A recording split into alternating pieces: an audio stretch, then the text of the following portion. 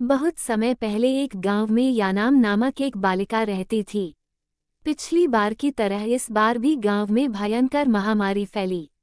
पिछली महामारी में यानाम के परिवार से उसकी माँ, दीदी, भाई और दादी की जानें गई थीं।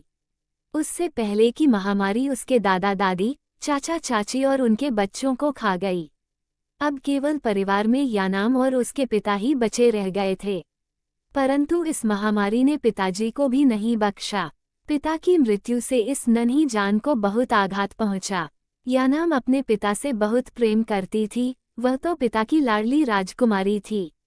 पिता भी उस पर अपनी जान छिड़कते थे। पिता के असामयिक विछोह से यानाम को गहरा मानसिक आघात पहुंचा। गांव वाले जब पिता के शव को दफनाने के लिए ले जाने लगे तो यानाम बिलख बिलख कर रोने लगी और पिता के शव से लिपटकर गांव वालों से कहने लगी, शव को दफनाने नहीं दूंगी। शव यहीं पर पड़ा रहेगा, मैं उसकी देखभाल करूंगी। यानाम के भोले मन को ये लगता था कि सर्वशक्तिमान दोत्री पोलो, सूर्य चंद्र अवश्य उसका रुदन सुनेंगे और पुनः उसके पिता को जीवित कर देंगे। गांव वाले भोली यानाम को समझा कर थक गए कि मरने वाला कभी दोबारा जी नहीं उठता है। मगर यानाम अपनी जिद पर अड़ी रही, तनिक भी टस से मज नहीं हुई।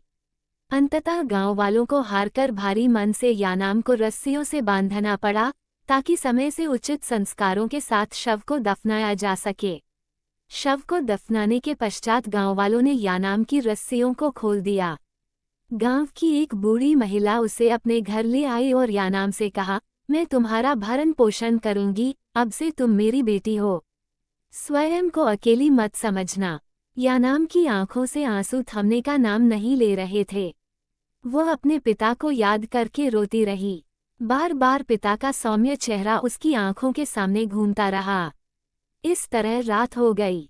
बूढ़ी महिला और उसके परिवार के अन्य सदस्य सो चुके थे, किंतु यानाम का मन इतना व्यथित था कि वह सो नहीं पाई। बार बार उसकी नींद उचट जाती। यानाम ने चुपके से फावड़ा उठाया और घर से बाहर चल पड़ी। रात के अंधकार में वह फावड़ा लेकर पिता के यबलूक कंठ के पास पहुंची। यानाम फिर से रोने लगी। रोते रोते कब्र को खोदती जाती और कहती जाती कि मुझे आपके साथ रहना है, मैं यहाँ ऐसे अकेली नहीं रह सकती। मैं अकेली क्या करूँगी, मैं भी आपके पास आ रही हूँ।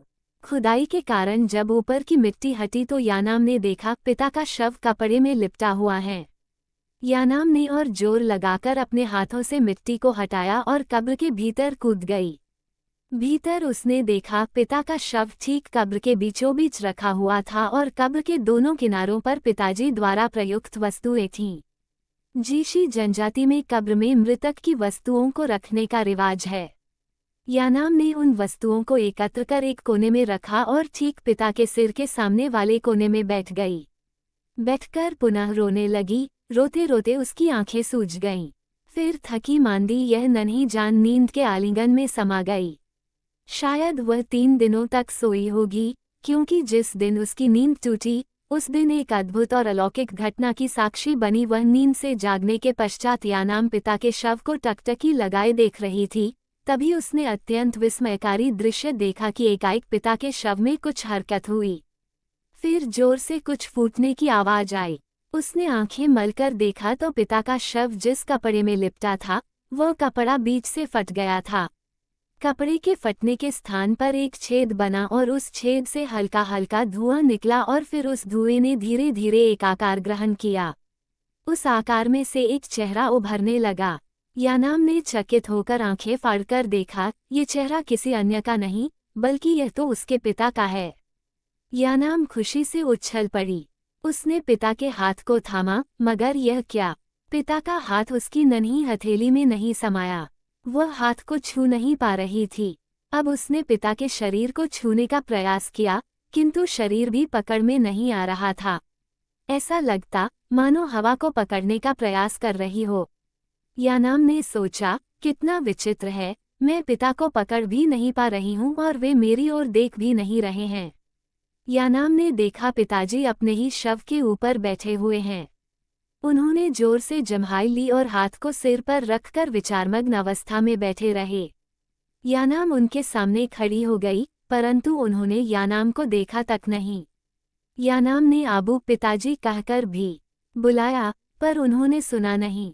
यानाम को बहुत आश्चर्य हुआ, वह तो पिता के कलेजे का टुकड़ा है, मगर ऐसी क्या भूल हो गई उससे कि पिता उसकी अनदेखी कर रहे हैं। अब यानाम रोने लगी। यानाम ने सोचा पिताजी उसका रोना सुन उसे मनाएंगे, किंतु ठीक इसके विपरीत हुआ। पिताजी चुपचाप उठकर कब्र से बाहर चले गए। यानाम को लगा कुछ एक दिनों में पिताजी कितने बदल गए हैं। ये सोच वो और जोर से फूट फूट कर रोने लगी। कुछ समय बाद पिताजी अपने साथ कई सामान लेकर कब्र के भीतर उतरे। इन सामानों में लोबो कंघा, योचिक, छोटी छुरी, दुमपिन, धातु के छोटे छोटे दानों से बनी माला, सलक, चिलम और बोपा टोपी आदि थे। यानाम इन चीजों को भली प्रकार से पहचानती थी। यानाम ने सोचा ये सारी चीजें तो घर पर रखी हुई थीं, तो क्या पिताजी घर जाकर इन चीजों को ले आए हैं? इसका मतलब ये पिताजी नहीं तो फिर कौन है? क्या यह उनकी आत्मा है?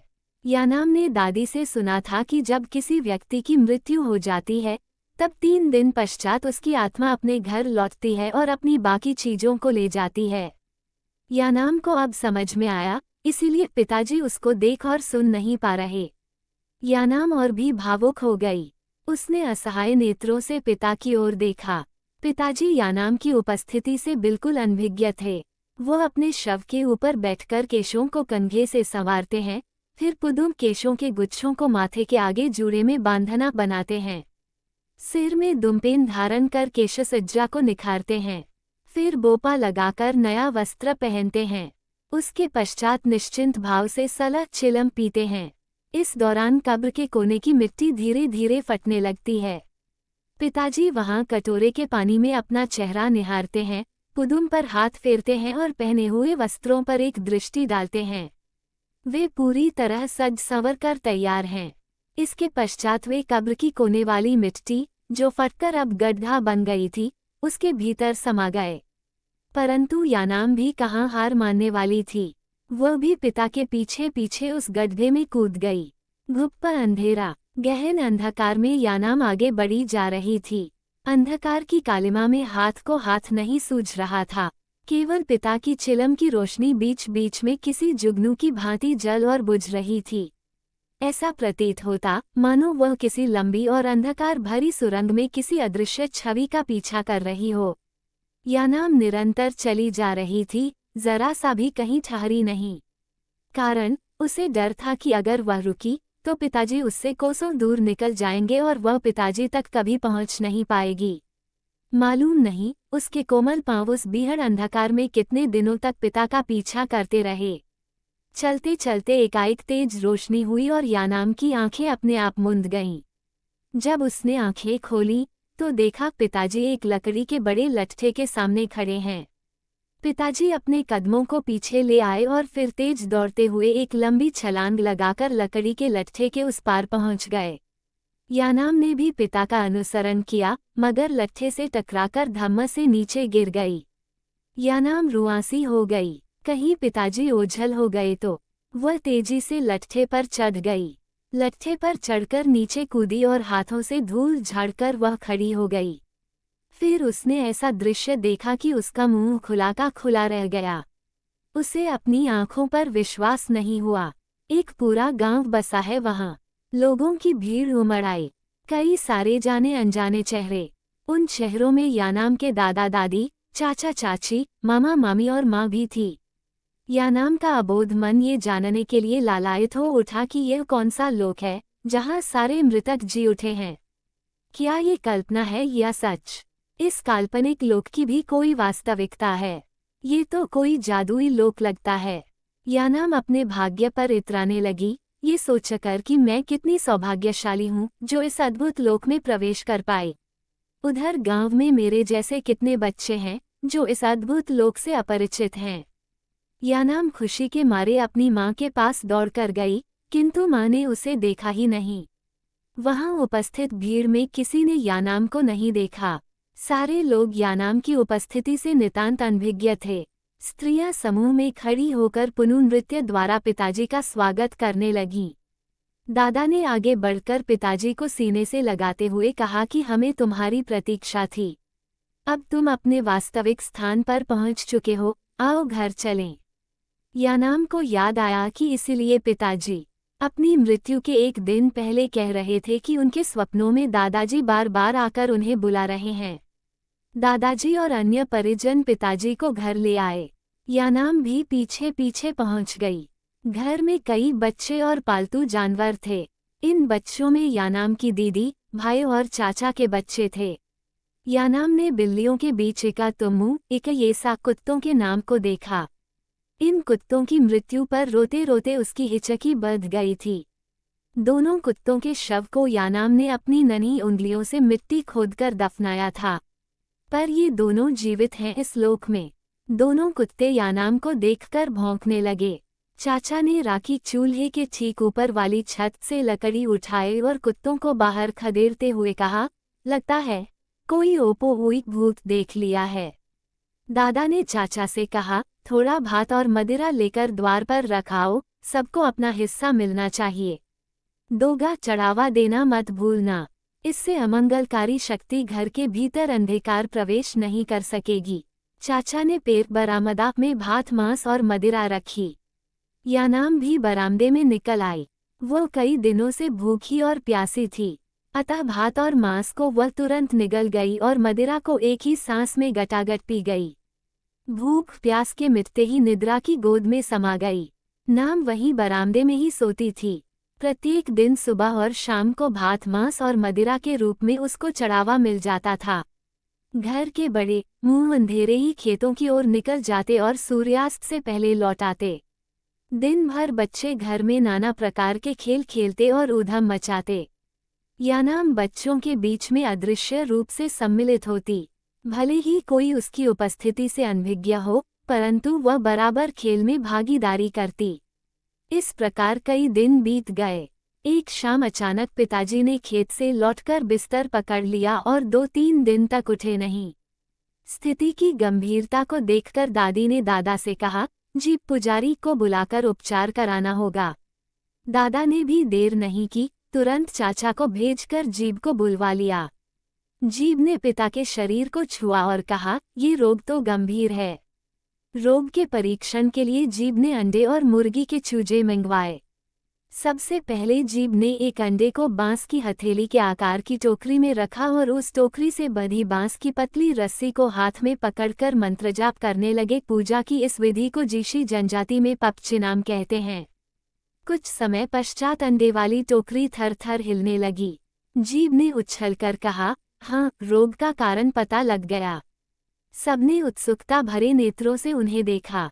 ने रहस्यमयी भाव से कहा, किसी मानवीय शक्ति का प्रकोप है।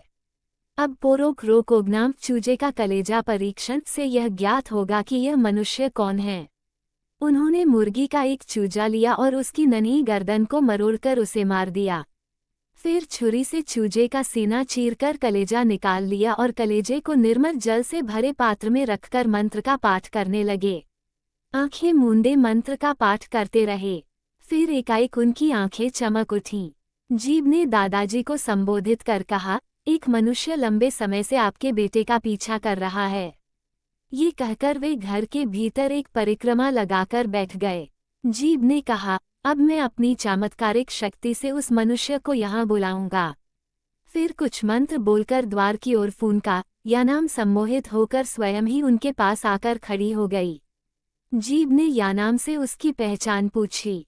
पहचान जानने के पश्चात वे यानाम से बोले, बेटी, तुम अपने वास्तविक घर तानी मोक तानी द्वारा सृजित संसार अर्थात पृथ्वी चली जाओ।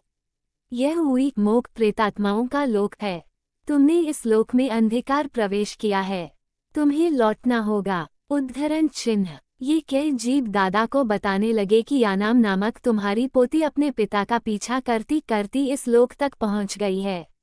ये सुन परिवार वाले दहाड़ मारकर रोने लगे।